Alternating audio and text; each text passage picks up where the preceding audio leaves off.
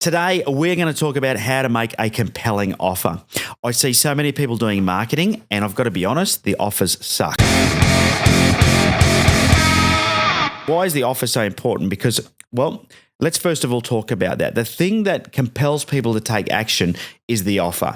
If you have a weak offer, you're going to get a weak result. If you have a strong offer, you're going to get a strong result. Pretty much goes without saying, doesn't it? So when it comes to building any marketing campaign, you've got to think about what offer are you making and is it actually compelling?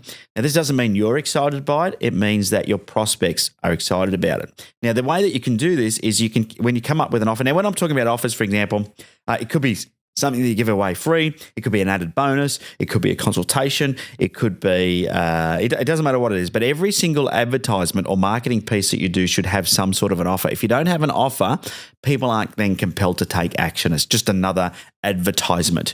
And I see this mistake being made by so many people. They put all their effort into writing the copy for an ad, and they don't put any energy into writing their offer. Now, the copy in an ad is important, I'll give you that, but it's probably a 3 out of 10 is where the offer is like a 9 out of 10. You can have great copy, but if you don't have a great offer, you're not going to get people to take action. And of course, pretty much goes without saying. I'm pretty sure that at some point in your life, you've bought something because it was a great offer. I was speaking to a friend the other day, and he was telling me about how he received an email from Kent and Lime in his email box. It was like 20% off. He was already thinking about buying something from them. So he jumped on their website and he placed an order there and then. Now, I'm not saying you have to discount to get people to take action. That is just one way to do it. But here's what I think makes a great offer. What you want to be doing is you want to be able to get people to buy and have them perceive that they're getting some great value that's a low cost to you. And they will be getting great value. So, for example, my most recent workshop that I'm running, this is a really good example of what we call value stacking. I'm doing a jumpstart workshop. It's for startup businesses only. I'm limiting it to 25. That's the first part of my offer. So the first part of my offer is that this workshop is limited to 25 businesses. So it's like exclusive. People like that, right? They don't want to be a part of a huge event where they get lost in the crowd. So that's the first part of my offer. But that's still not compelling enough to get people to take action off of an email. The second part of my offer is that I have $1,073.75 worth of bonuses. That's no good if the ticket price is $2,000, but it's not. The ticket price is normally $97, but I've also discounted that to $39. So here's the offer. For $39, you'll receive $1,075 worth of bonuses. You're going to receive, and you're going to be in an exclusive group of just 25 people, all for just $39. Okay, so that is a compelling offer. And I can tell you that we've emailed that out to our database and the workshop was sold out.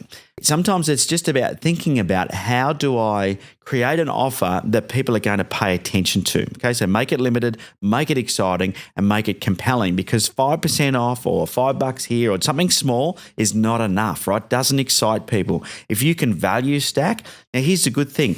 When I talk about $1,000 worth of value, I'm giving them around about, I think a third of that is product.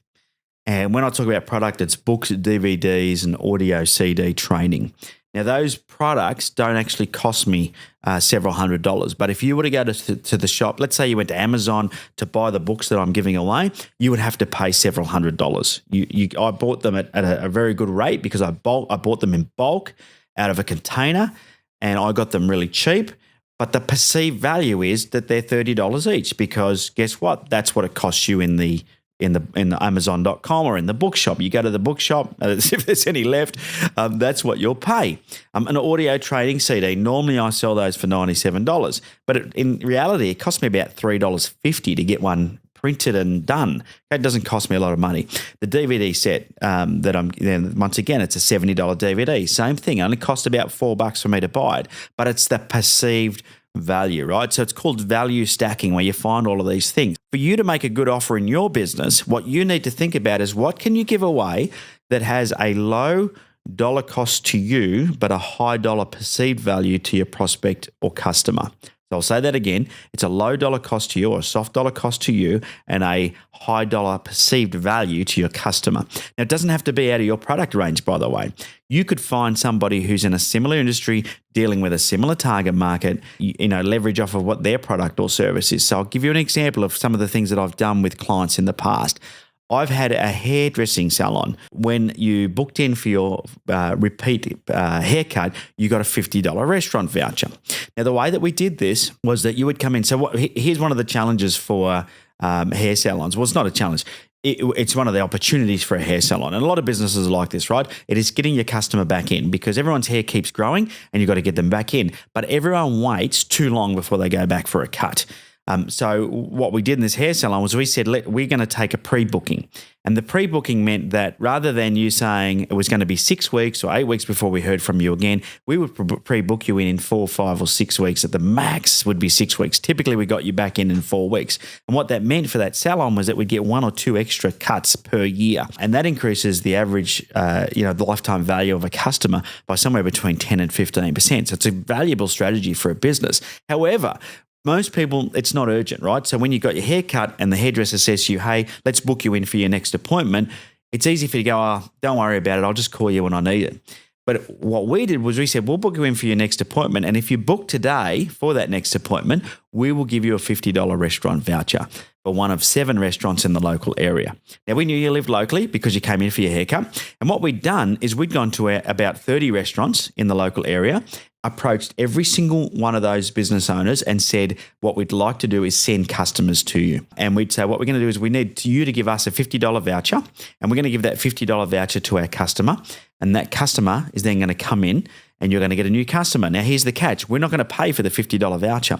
Now, some of the restaurants made us pay sort of $10 for the voucher, $15, but we never paid full price for the voucher. So we were giving away $50 vouchers. The customer was getting $50 worth of value, but it wasn't costing us $50. The restaurant was getting a lead.